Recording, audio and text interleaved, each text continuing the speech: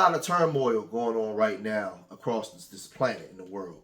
You know, there's wars happening in Russia and Ukraine. There's missile strikes just being thrown everywhere. There's protests going on in universities, at airports, athletes and entertainers voicing their opinions when it comes to this Israel and Palestine war. A lot of lives has been lost. There's a lot of pain, crying, hurt families on both sides, right?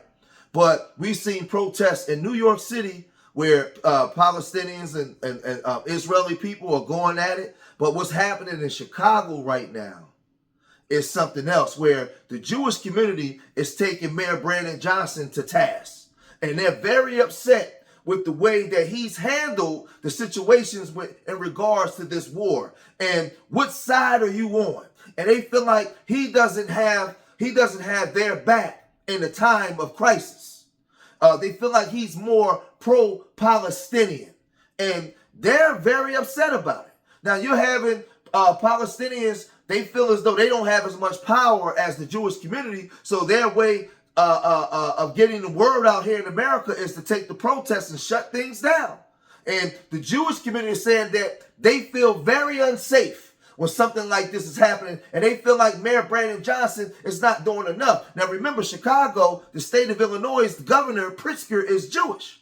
So they're really putting the clamps and the pressure on Mayor Brandon Johnson when stuff like this happens. Check this out. Ravi, we just arrived here. We're at the corner of Clark and Adams on the east side of the street, and it appears as though these pro-Palestinian demonstrators have about a city block shut down through the loop. They are on the block between Clark and LaSalle along Adams, and they are marching along holding signs saying things like "End the ceasefire," "Christians for ceasefire." It's difficult to tell from our vantage point how many people are in that group, but it appears as though it could be as many as several hundred. This is the view from Chopper 7 HD right now, and just a little while ago, about a half hour ago, we saw some pretty heated exchanges between demonstrators and police. Now, Brandon Johnson made attempts to reach out to the Jewish community to have dialogue and conversation, and they declined him. They didn't want to talk to him. They took umbrage with the way that he does things, and they was very upset. But let's listen to the city of Chicago's only Jewish alderman. Let's listen to and see what she had to say. Check this out. In a scathing letter, the city's only Jewish alderperson and two Jewish members of the General Assembly questioning the mayor's ability to lead. They and others declining an invitation to be part of a mayor's roundtable this Monday. I do not feel that the Jewish community feels that he's got our back. Northside Alderwoman Deborah Silverstein, State Senator Sarah Feigenholtz, and State Representative Bob Morgan telling the mayor in this letter before calling for a roundtable on anti-Semitism, a true leader should begin by demonstrating a modicum of empathy for the Jewish community. We need our mayor to unite us instead of continuing to divide us. Their letter takes Mayor Johnson to task for casting the tie-breaking vote to pass the city's Israel-Hamas ceasefire resolution. And I vote aye. And for not condemning what they say were anti-Semitic chants and flyers at a student walkout the day of that vote. They were praised for walking out, but what about the Jewish kids that go to CPS? The Jewish kids whose parents call me and say, my child is afraid to go to school. What are we doing about them? The letter also accuses the mayor of relative silence amid growing anti-Semitism in the city, which has included several incidents of anti-Jewish flyers and substances being left on cars and doorsteps. He has a lot of fences to mend. I hope it's not irreparable, but he needs to make a move. This evening, the mayor's office declined to comment on that letter. Leaders from two prominent Jewish groups, the Anti-Defamation League and Jewish United Fund, tell us they've also declined the mayor's invitation for similar reasons. Now, listen to this woman's stance, this ultimate woman's stance. There's not a lot of Jewish people in Chicago. There's predominantly black and white and Hispanic, right? But she's speaking with power. She's speaking specifically to her group. I'm not going to say she don't give a damn or care about the other groups, but she's speaking specifically for her group. And if you're not going to cater to what they need, there will be a punishment. This is what she's telling them. We don't want to talk to you. We don't want to deal with you. We don't have to. And we can put economic constraints on you. We have that type of power. We don't have to come out and protest. We don't have to do none of that. We can decline. You're the mayor. We can decline. We don't want to talk to you. We just get you out of there. We control a lot of industry. We control industry that you're going to need for the city of Chicago. She's speaking from a position of authority, and she has the backing of a unified front, a unified people that right or wrong, weak or strong. It don't matter whether they right or they wrong. Either you with us or you against us. Either you with us or you against us. They feel they can use words and saying that we don't feel as though you're going out of your way to make sure that Jews are safe in the city of Chicago because of the stance that you're taking, Mayor Brandon Johnson. And that's exactly what she's saying. And she's saying it with authority and power, even though she's the minority group. And the black community can learn something from this. The black community can listen to this and say, this is how you get power. Right or wrong, weak or strong, we stand with our people, specifically for our group. And y'all remember that there was, at a city council meeting one time, there was a black woman that came there that spoke just like this. But black people, you got to have an ear to hear to listen. And you got to follow suit. Y'all remember this? Simpsons coming early this year. We're going to check that list when it go up on that wall for voting, and we're going to check it twice. Oh, yeah. And we're going to find out who's been naughty or nice based on how y'all vote. And we're going to start it off with Maria Haddon. Yeah. Because Chicago and some communities so angry. Why is all this kind of anti-immigrant sentiment coming up? And I want to explain to folks, it's because if we cared as much about black people and had over the decades as we do about everyone else, we wouldn't be here. But the money from a 2020. All right. That would be Maria Haddon. Stepping out there, I see you. Don't get sarcastic because we can get jiggy, right? You sit up here for that first 51 million talking about how you feel about black people and how you have to have the same energy for black people, and you ain't never stood on this floor talking about money for black people. You get on this floor and talk about black and brown because you somewhere in the middle with it, right? But I'll tell you this, and I'm telling every other black alderman in here today, you vote for the money for these immigrants today, and we coming for them seats.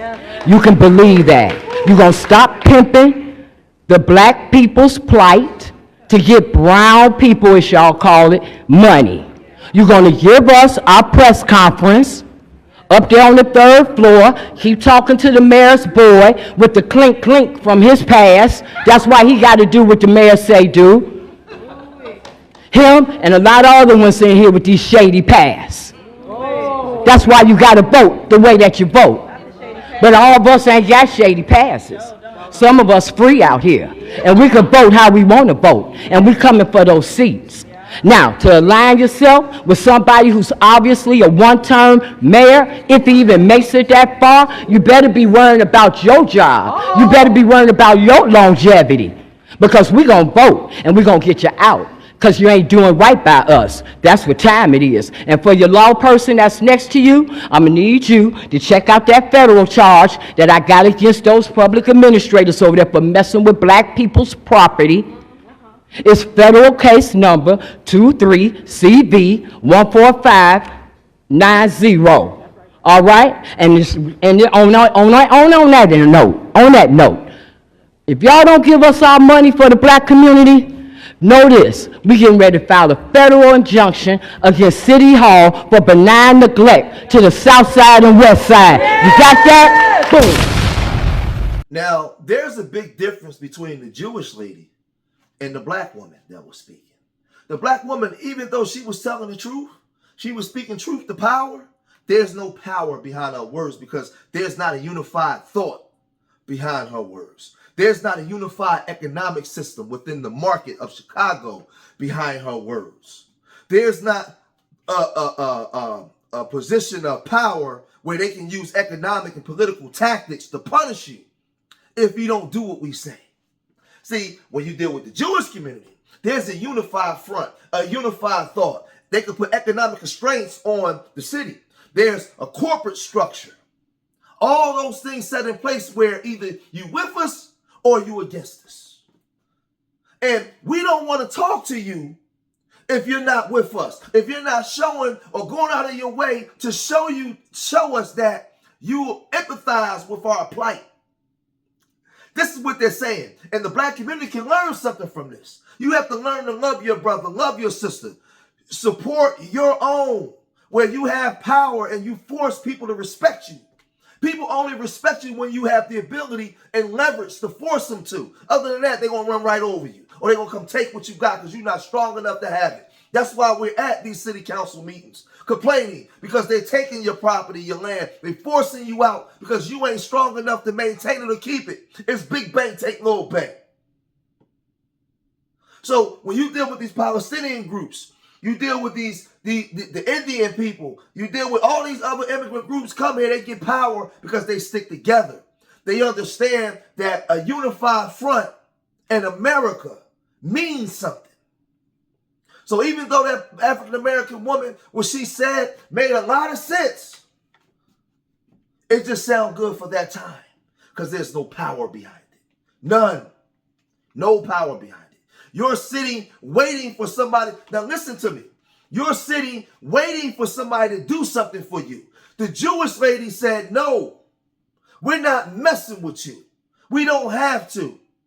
We have economic power. We have political power. We already in the play. And we can take care of things behind the scenes if you ain't riding with us. I ain't mad at them for it. I ain't mad at the Jewish community for that. Because that's something that the black community can learn from. Right or wrong, weak and strong, we ride with our people. I understand what's going on with the migrant crisis. Is what the Jewish lady is saying in so many words. But right now, my country is in the crisis. My people is in the crisis. So my top priority, number one priority is my people. Right now, Brandon, Mr. Migrant Mayor, my number one priority is my people. And if you ain't riding with us and you have a lot of lowbrow or undercover anti-Semitic sentiments, basically what she's saying, then you're not a friend of ours. You're not a friend of ours. And the black community can learn something from that. The FBA community can learn something from that. So if you're FBA, then FBA has to be an everyday practice. You have to live FBA. When people see you, they have to know that those are the foundational black Americans based off of your work, based off of your unified thought. If you don't have that, then you just in the way. You just talking. Shut up. Shut up. But I'm going to cut this video short right here. Leave your comments in the comment section. Let me know what you guys think, man. Right? If you made it this far, hit that like button. Subscribe to Street Media TV. And remember, I love y'all. Till the next time, peace.